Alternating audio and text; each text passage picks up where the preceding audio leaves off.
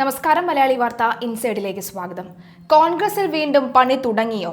കൃത്യം 13 കൊല്ലം മുമ്പാണ് കോൺഗ്രസിൽ ഇത്തരമൊരു പണി ഒടുവിൽ നടന്നത്. അന്ന് ഉമ്മൻചാണ്ടി ആയിരുന്നു കേരളത്തിന്റെ മുഖ്യമന്ത്രി. നിസ്വാർത്ഥനായ ഭരണകർത്താവ്, കാരുണ്യത്തിന്റെ പ്രതിരൂപം. അദ്ദേഹത്തെ ആദ്യം കുരുക്കിയത് ചില കോൺഗ്രസുകാർ തന്നെയായിരുന്നു. ഉമ്മൻചാണ്ടിയുടെ അസൂയാർഹമായ വളർച്ചയിൽ അസൂയ പൂണ്ട അവർ അദ്ദേഹത്തിനെതിരെ ഒരു ഇല്ലാ കഥയുണ്ടാക്കി. എന്നിട്ട് സോളാർ കേസ് എന്ന പേരിൽ തിരക്കഥ രചിച്ചു. ആ സോളാർ കേസ് അദ്ദേഹത്തിന്റെ അന്ത്യവും കുറിച്ചു. ഉമ്മൻചാണ്ടിയെ പോലെ KM മാണിയെയും മറ്റൊരു കേസിൽ കുരുക്കി. ബാർ കേസ് എന്ന് ഇതറിയപ്പെട്ടു. അതിനു പിന്നിലും ചില കോൺഗ്രസ് നേതാക്കൾ തന്നെയായിരുന്നു. ബാർ കേസ് KM മാണിയുടെ ജീവിതം അവസാനിപ്പിച്ചു. കാസർഗോഡ് MDMA-യുമായി പിടിയിലായ ആൾ മുഖ്യമന്ത്രിക്കൊപ്പം നിൽക്കുന്ന ദൃശ്യങ്ങൾ പുറത്തു വന്നതോടുകൂടിയാണ് അടുത്ത ഇര VD സതീശനാണെന്ന് വ്യക്തമായത്. ഉമ്മൻചാണ്ടിയെയും KM മാണിയെയും നശിപ്പിച്ചവർ ഇതാ സതീശനെതിരെയും രംഗത്തെത്തിയിരിക്കുകയാണ്. പ്രതികളിൽ ഒരാളായ പെരുമ്പാവൂർ സ്വദേശി KH മുഹമ്മദ് ഹുസൈന്റെ ചിത്രങ്ങളും വീഡിയോയുമാണ് പുറത്തു വന്നിരിക്കുന്നത്. പ്രതിപക്ഷ നേതാവായിരുന്ന VD സതീശന്റെ സോഷ്യൽ മീഡിയ കോഓർഡിനേറ്റർ എന്ന ഇയാളുടെ സോഷ്യൽ മീഡിയ പ്രൊഫൈലിൽ അവകാശപ്പെടുന്നുമുണ്ട്. കോൺഗ്രസിന്റെ എറണാകുളം ജില്ലാ ബൂത്ത് പ്രസിഡന്റ് കൂടിയാണ് ഇയാളെന്ന് വിവരമുണ്ട്. മുഹമ്മദ് ഹുസൈന്റെ സോഷ്യൽ മീഡിയ പ്രൊഫൈല് VD സതീശനൊപ്പം നിൽക്കുന്ന നിരവധി ചിത്രങ്ങളും വീഡിയോകളും ഉണ്ട്. വളരെ അടുത്ത ബന്ധമുണ്ടെന്ന സൂചനകൾ നൽകുന്നവയാണ് ഇതിലെ പല ദൃശ്യങ്ങളും. ഇയാളുടെ ഗൃഹപ്രവേശന ചടങ്ങിൽ ഉൾപ്പെടെ സതീശൻ പോയിട്ടുണ്ടെന്നാണ് ഈ ദൃശ്യങ്ങൾ നൽകുന്ന സൂചന. ഓപ്പറേഷൻ തൂഫാനുമായി ബന്ധപ്പെട്ട് പെരുമ്പാവൂരിൽ നടത്തിയ ആഭ്യന്തരമന്ത്രി രമേശ് ചെന്നിത്തല പങ്കെടുത്ത പരിപാടിയുടെ സംഘാടകരിൽ ഒരാളുമായിരുന്നു മുഹമ്മദ് ഹുസൈൻ. ഓപ്പറേഷൻ തൂഫാൻ പിന്തുണ പ്രഖ്യാപിച്ച് ഇയാളിട്ട പോസ്റ്റും ഫേസ്ബുക്കിലുണ്ട്. ഞായറാഴ്ച കാലിക്കടവിൽ നിന്നാണ് MDMA-യുമായി 3 പേർ പിടിയിലാകുന്നത്.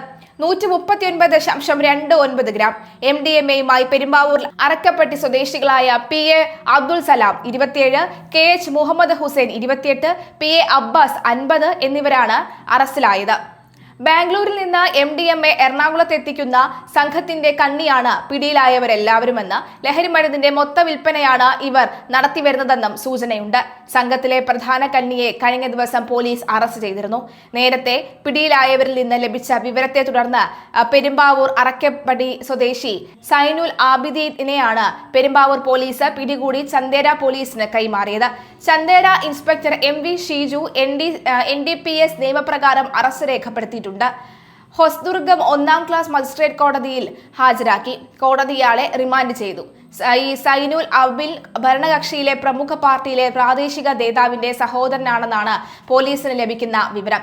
ജില്ലാ പോലീസ് മേധാവിക്ക് ലഭിച്ച രഹസ്യ വിവരത്തെ തുടർന്ന് ഈ ഡാൻസ് ഓഫ് സ്പെഷ്യൽ സ്ക്വാഡ് നടത്തിയ വാഹന പരിശോധനയിലാണ് സംഘം വലയിലായത്.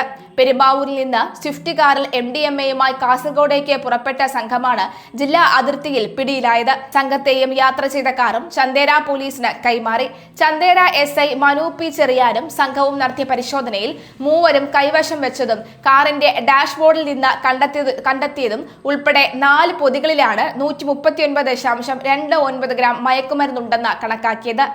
NDPS നിയമപ്രകാരം കേസ് രജിസ്റ്റർ ചെയ്ത ശേഷം കോടതിയിൽ ഹാജരാക്കിയ മൂവരെയും റിമാൻഡ് ചെയ്തു. ഇതിനിടയിലാണ് പ്രധാന കണ്ണിയെ കൂടി പോലീസ് അറസ്റ്റ് ചെയ്തത്.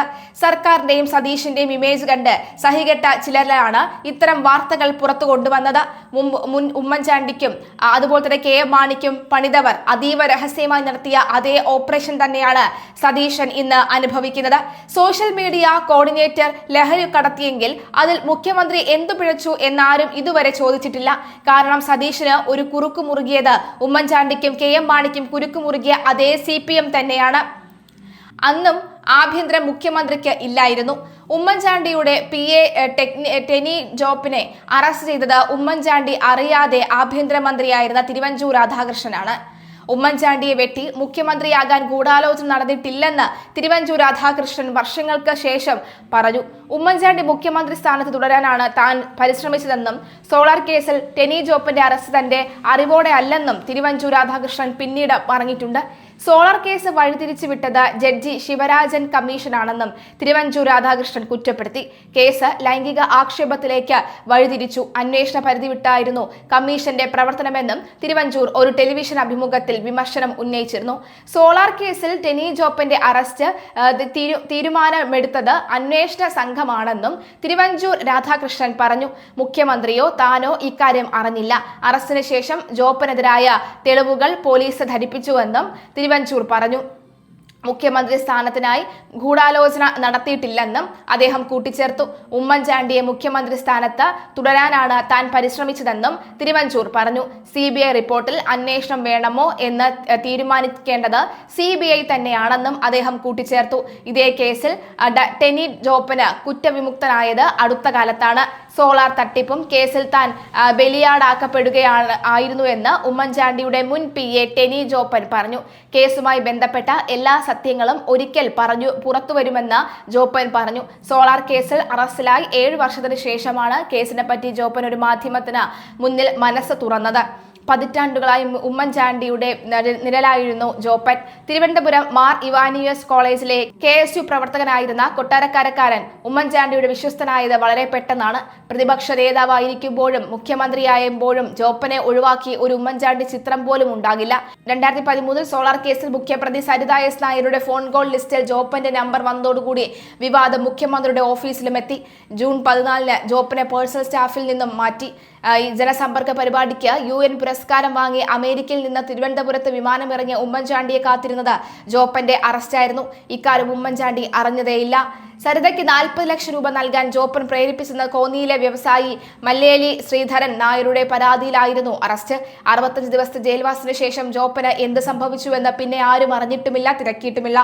സോളാർ കേസിലെ ഉമ്മൻചാണ്ടിയുമായി ചേർത്തുവെച്ചതിൽ നിർണായക സ്ഥാനത്ത് വന്ന ജോപ്പൻ ഇന്ന് എവിടെയാണ് എന്ന അന്വേഷണം കൊട്ടാരക്കര പുത്തൂരിലാണ്. പുത്തൂരിനടുത്ത് മനയ്ക്കരക്കാവിലെ കൊച്ചു ബേക്കറിയിലാണ് ഇന്ന് ജോപ്പൻ ഉള്ളത്. ഒരു കാലത്ത് അധികാരത്തിന്റെ ഇടനാഴിയിലെ ശക്തി കേന്ദ്രമായ ജോപ്പന് ഈ കൊച്ചു കടമുറിയിൽ ഉപജീവനത്തിനുള്ള വഴി തേടുകയാണ്. 7 വർഷക്കാലം മാധ്യമങ്ങളോട് ജോപ്പൻ ഒന്നും പ്രതികരിച്ചിരുന്നില്ല. ഇതൊക്കെ രാഷ്ട്രീയമാണ്, അതെനിക്ക് മനസ്സിലായി. ആരെങ്കിലും ബലിയാടാകണമായിരുന്നു, അത് തന്നെയാണ് ആക്കിയത്, അത് താനാണ് ആയത്. സത്യമൊക്കെ എന്തെങ്കിലും പുറത്തു വരും എന്നും ജോപ്പൻ മുമ്പ് ഏഷ്യാനെറ്റിനോട് പ്രതികരിച്ചിരുന്നു. ബലിയാടായെന്ന് പറയുമ്പോഴും ആർക്ക് വേണ്ടി ബലിയാടായെന്നോ ആര് ബലിയാടാക്കിയെന്നോ ജോപ്പൻ പറയുന്നില്ല. പിന്നീട് ഒരിക്കലും ഉമ്മൻചാണ്ടിയും സംസാരിച്ചിട്ടില്ലെന്നും ഇനിയും വിവാദങ്ങളിലേക്ക് പോകാൻ ആഗ്രഹിക്കുന്നില്ലെന്നും ജോപ്പൻ പറയുന്നു. സോളാർ സമരം നയിച്ച് അധികാരത്തിലെത്തിയ ഇടത് സർക്കാർ കേസിൽ ഇതുവരെ ഒന്നും ചെയ്തില്ല. സോളാർ ആറിത്തണുത്തിരിക്കെ ആണ് ജോപ്പന്റെ തുറന്നു പറച്ചിൽ. പിന്നീട് ഹൈക്കോടതി വെറുതെ വിട്ടപ്പോൾ ഈ ആഭ്യന്തരമന്ത്രിയുടെ ഉപദേഷ്ടാവ് തന്റെ കവിളത്തടിച്ചെന്ന് ജോപ്പൻ ആരോപിച്ചു. സോളാർ ആരോപണങ്ങൾ ഉണ്ടായില്ലായിരുന്നുവെങ്കിൽ ഉമ്മൻചാണ്ടി 2016 മുതൽ വീണ്ടും കേരളം ഭരിക്കുമായിരുന്നു. പ്രവർത്തകർക്ക് ഇത്തരം ഒരു ആശ ഉണ്ടായിരുന്നെങ്കിലും നേതാക്കൾക്ക് അത് ഉണ്ടായിരുന്നില്ല. കഴിഞ്ഞ സർക്കാരിന്റെ കാലത്ത് പലപ്പോഴും മുഖ്യമന്ത്രി പിണറായിയുടെ വാഹന വ്യൂഹം വാർത്തകളിൽ ഇടം പിടിച്ചിരുന്നു. സർക്കാർ സാമ്പത്തിക ഞെരുക്കത്തിലാണെന്ന് പറയുമ്പോഴും പിണറായി വിജയന്റെ അകമ്പടി വാഹനങ്ങളുടെ എണ്ണം വർദ്ധിച്ചതും അദ്ദേഹത്തിന് തന്നെ സഞ്ചരിക്കാനുള്ള വാഹനം ഇടയ്ക്ക് വെച്ച് മാറിയതുമെല്ലാം വിമർശനങ്ങൾക്കും കാരണമായിരുന്നു. ഇതേ വിദ്യ സതീശനോട് പ്രയോഗിക്കാൻ പോലീസ് ആലോചിച്ചെങ്കിലും സതീശൻ തന്നെ അത് പൊളിച്ചു. ഇതിന്റെ എല്ലാം വിഷമമാണ് ചിലർ VD സതീശനോട് തീർക്കുന്നത്. പക്ഷേ അതിൽ കോൺഗ്രസുകാർ വീണാൽ ഇനിയും അവർക്ക് പ്രതിപക്ഷത്തിരിക്കേണ്ടി വരുമെന്ന കാര്യത്തിൽ സംശയമില്ല.